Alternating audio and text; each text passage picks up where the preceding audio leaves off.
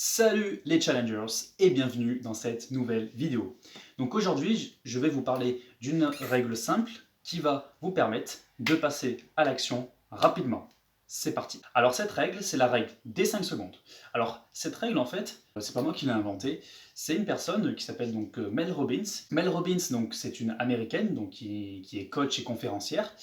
Et comment elle a découvert cette règle en fait, si vous voulez, donc c'était une personne avant qui était en dépression, voilà, vraiment, elle vivait très mal son quotidien. Et à un moment, un jour, donc elle a regardé en fait un reportage où justement elle voyait une fusée justement qui décollait. Et donc elle a vu le compte à rebours. Et du coup, à partir de ce moment-là, elle a eu un déclic en fait.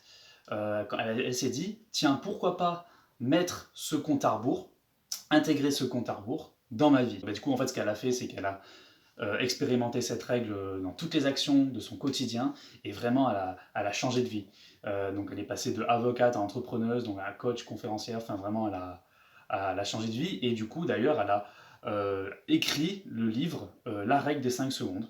Du coup, et c'est comme ça que j'ai découvert aussi cette règle qui moi aussi, m'a vraiment permis de passer à l'action plus rapidement et à me challenger. Donc voilà pour l'origine de la règle. Alors pourquoi en fait la règle des 5 secondes? Pourquoi 5 secondes et pas 10 secondes, 15 secondes, 20 secondes? Bref. Parce qu'en fait, si vous voulez, tout se passe au niveau de notre cerveau. Et plus précisément au niveau de notre cortex préfrontal. En fait, le cortex préfrontal, c'est une partie du cerveau qui est fortement impliquée dans la prise de décision.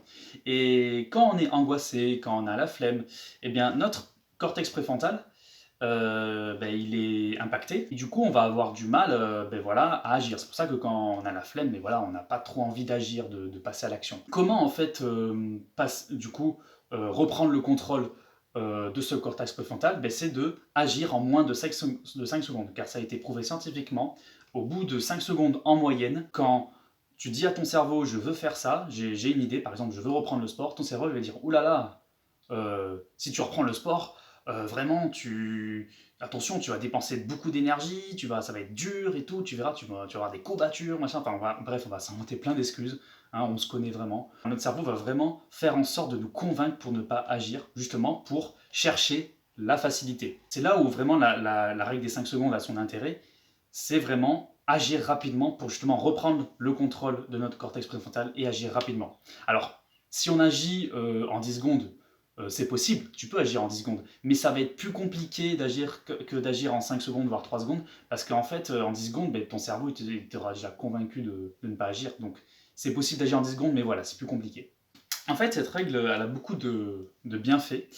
Donc les bienfaits de l'arrêt de 5 secondes, c'est que déjà tu vas avoir plus confiance en toi, vu que tu vas agir plus rapidement, tu vas être beaucoup plus productif dans ta vie, vu que tu vas agir en 5 secondes, donc forcément, t'imagines, à force de prendre des actions en 5 secondes, dans ta vie de tous les jours, forcément tu vas gagner énormément de temps, tu vas vraiment profiter au maximum de tes journées, tu vas vraiment aussi activer ta volonté, ton courage, tu vas vraiment, parce que l'arrêt de 5 secondes, c'est pas juste faire le compte à rebours, c'est aussi avoir du courage pour entreprendre les actions qui demandent de l'effort pour accomplir tes objectifs de vie. Donc voilà, ça c'est vraiment les bienfaits principaux de la règle des 5 secondes. Alors concrètement, comment appliquer la règle des 5 secondes? Un exercice que je peux te donner pour commencer à appliquer la règle des 5 secondes, c'est d'appliquer cette règle dans les petites tâches de ton quotidien. Ça peut être faire le ménage, ça peut être se lever tôt le matin. Donc ça, c'est le premier exercice que je te conseille de faire, c'est appliquer la règle quand tu te réveilles le matin. Donc dès que ton réveil sonne, qu'est-ce que tu fais? Donc ton réveil sonne, hop, et pour te motiver à te lever, tu te dis 5, 4, 3, 2, 1, bam, j'y vais. Alors, c'est pas facile à faire, je te l'accorde, c'est même chiant au début. Mais quand tu commences à le faire, à force de le faire, tu verras que tu vas être beaucoup plus motivé à le faire le matin. Ce qu'il faut que tu comprennes, c'est que tu dois appliquer cette règle dans les actions où tu as la flemme de faire dans ton quotidien. Par exemple, ça peut être voilà, faire le ménage, ça peut être vraiment voilà, faire à bouffer, toutes les tâches où tu as la flemme. Et quand tu te forces à faire 5, 4, 2, 1, tu le fais, tu réfléchis pas, tu le fais. Voilà. Une fois que tu as l'habitude d'appliquer cette règle pour les petites tâches, applique cette règle pour les grosses tâches, donc là qui va demander beaucoup d'efforts. Et là, le cortex préfrontal, là, il va tourner, là, il va t'inventer plein d'excuses pour pas faire justement les grosses tâches qui vont te demander qui va te demander un effort supplémentaire. Donc quand je dis grosse tâche, ça peut être, je sais pas, reprendre le sport, ça peut être entreprendre quelque chose, un projet que tu reportes au lendemain depuis longtemps. Voilà, une grosse tâche qui va demander l'effort.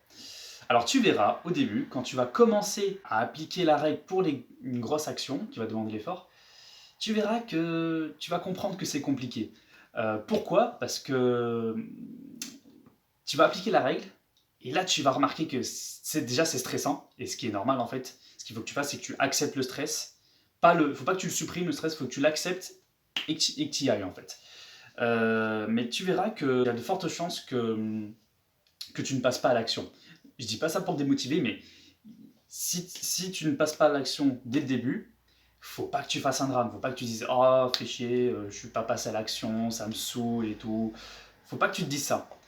Faut pas te décourager en fait. Il faut que tu dises bon ok, je suis pas passé à l'action parce que ok, je sais que c'est difficile, je sais que ça prend du temps, mais c'est pas grave, je vais persévérer, je vais continuer, je vais recommencer à appliquer cette règle et au bout d'un moment, tu verras que tu vas passer à l'action. Et à force de d'appliquer cette règle pour vraiment ces actions, tu vas être dans une dynamique et vraiment tu vas vraiment avoir la patate au quotidien et ça va être un truc de ouf, tu verras. Et voilà, vraiment, je t'encourage vraiment à appliquer cette règle dans ton quotidien. L'erreur à ne pas faire, c'est vraiment de se décourager. Il ne faut pas que tu te décourages. Continue, même si tu n'arrives pas à appliquer la règle, tu n'arrives pas à passer à l'action, continue à le faire. Je t'encourage vraiment à le faire, Challenger, à appliquer cette règle.